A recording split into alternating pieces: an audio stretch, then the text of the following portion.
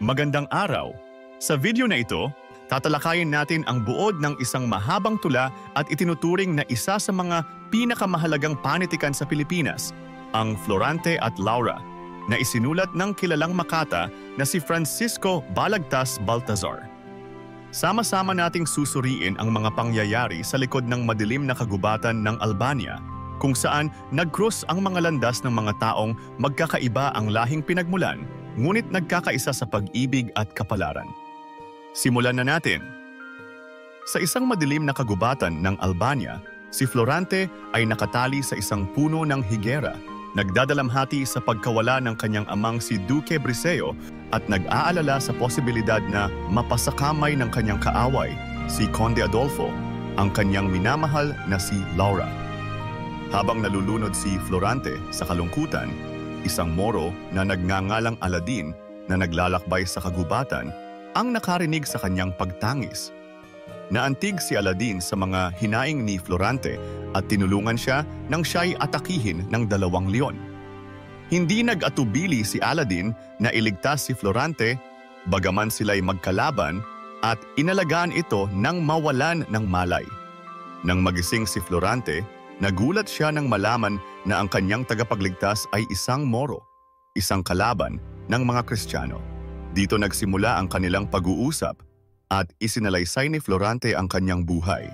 Ikinuwento niya na siya ay anak ng isang prinsesa at ng isang maharlikang tagapagpayo, si Duque Briseo. Lumaki siya ng masaya at puno ng pagmamahal mula sa kanyang mga magulang. Noong siya ay sanggol pa lamang, muntik na siyang masawi nang atakihin siya ng isang buwitre na nagtangkang agawin ang batong hiyas na nakasabit sa kanyang dibdib. Mabuti na lamang at nailigtas siya ng kanyang pinsan na si Menalipo, isang magaling na mamamana mula sa Epiro. Nang siya'y 11 taong gulang, ipinadala siya ng kanyang mga magulang sa Atenas, Gresya upang mag-aral sa ilalim ng kilalang guro na si Antenor. Dito niya nakilala si Adolfo, isang kababayan mula sa Albania, na noong unay itinuturing na pinakamatalinong mag-aaral. Ngunit makalipas ang 6 na taon, nalampasan ni Florante ang mga galing ni Adolfo na nagdulot ng matinding inggit sa huli. Isang araw, tinangkang patayin ni Adolfo si Florante habang sila'y gumaganap sa isang dulaan. Ngunit nailigtas siya ng kanyang kaibigan na si Menandro. Dahil dito, umuwi si Adolfo sa Albania. Makalipas ang 1 taon, natanggap ni Florante ang liham na nagsasaad ng pagkamatay ng kanyang inang si Prinsesa Floresca, kaya't bumalik siya sa Albania kasama si Menandro. Sa Albania, isang kinatawan mula sa Crotona ang humiling ng tulong mula kay Florante laban sa mga Persa o Persians na nagbabanta sa kanilang kaharian. Hindi ito natanggihan ni Florante dahil ang kanyang lolo ang hari ng Crotona. Sa digmaang ito, matagumpay niyang napatay ang general ng mga Persa na si Osmalik at nanatili sa Crotona ng 5 buwan bago bumalik sa Albania. Pagbalik ni Florante sa Albania, nalaman niyang ang bandila ng Persia ay nakatayo sa kanyang bayan. Muli niyang nilabanan ang mga Persiyano at nailigtas sina Duke Briseo, Adolfo, Haring Linceo at Laura mula sa tiyak na kamatayan sa kamay ni Emir. Dahil sa kanyang katapangan, itinalaga siyang tagapagtanggol ng Albania, bagay na ikinagalit at ikinainggit ni Adolfo. Sa sumunod na digmaan sa Etolia, muling ipinagtanggol ni Florante ang Albania laban sa mga Turkya na pinamumunuan ni General Miramolin. Subalit sa gitna ng labanan, natanggap niya ang liham ng kanyang ama na pinababalik siya sa Albania. Iniwan niya ang kanyang hukbo sa pangangalaga ni Menandro at nagmadaling umuwi. Pagbalik sa Albania, natagpuan ni Florante na nasa ilalim na ng kapangyarihan ni Adolfo ang kaharian.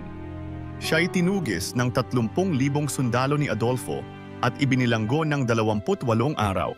Dito niya natuklasan na pinugutan ni Adolfo ng ulo ang kanyang ama at si Haring Linceo. Pagkatapos ay dinala siya sa kagubatan at itinali sa puno ng akasya. Sa kanilang pag-uusap sa kagubatan, ikinuwento rin ni Aladin ang kanyang sariling karanasan.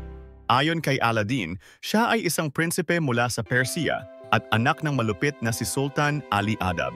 Pinagbintangan siya ng kanyang ama na iniwan ang kanyang mga alagad, dahilan ng pagkatalo nila sa digmaan. Dahil dito, nais siyang patayin ng sultan. Subalit, dahil sa pagmamahal ni Aladdin kay Florida, isang dalaga mula sa kanilang kaharian, nakaligtas siya. Hiniling ni Florida sa sultan na palayasin na lamang si Aladdin at siya na lang ang pakakasalan ng sultan bilang kapalit ng kanyang buhay. Habang nagsasalaysay si Aladdin, nakarinig sila ng mga tinig mula sa kagubatan. Isang babae, si Florida, ang nagkukwento ng kanyang pagtakas mula sa kanyang kaharian at ang kanyang paghahanap sa kasintahan niyang si Aladdin na nawala sa loob ng 6 na taon. Sa kanyang paglalakbay, narinig niya ang mga sigaw ng isang babaeng humihingi ng tulong. Natagpuan niya si Laura na inaalipusta ni Adolfo. Gamit ang pana, pinatay ni Florida si Adolfo at iniligtas si Laura. Pagkatapos nito, si Laura naman ang naglahad ng kanyang kwento. Ayon sa kanya, nang mawala si Florante, naghari si Adolfo sa Albania sa pamamagitan ng kasinungalingan at pandaraya. Napilitang pumayag si Laura na maging reyna ni Adolfo. Ngunit sa kalaunan, nagtagumpay ang hukbo ni Menandro at natalo si Adolfo. Tumakas si Adolfo kasama si Laura sa kagubatan kung saan siya ay pinatay ni Florida. Nagtagpo sina Florante, Laura, Aladdin at Florida sa kagubatan. Matapos ang kanilang mga salaysay, bumalik sina Florante at Laura sa Albania at naging hari at reyna. Samantalang sina Aladdin at Florida ay nagbalik sa Persia, kung saan si Aladdin ang naging bagong sultan matapos mamatay ang kanyang ama. Namuhay ng matiwasay at payapa ang Albania at Persia matapos ang mga kaganapang ito. At dyan, nagtatapos ang ating pagtalakay sa buod ng Florante at Laura.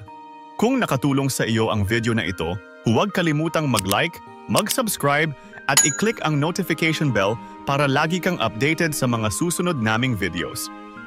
Hanggang sa muli, maraming salamat sa panonood.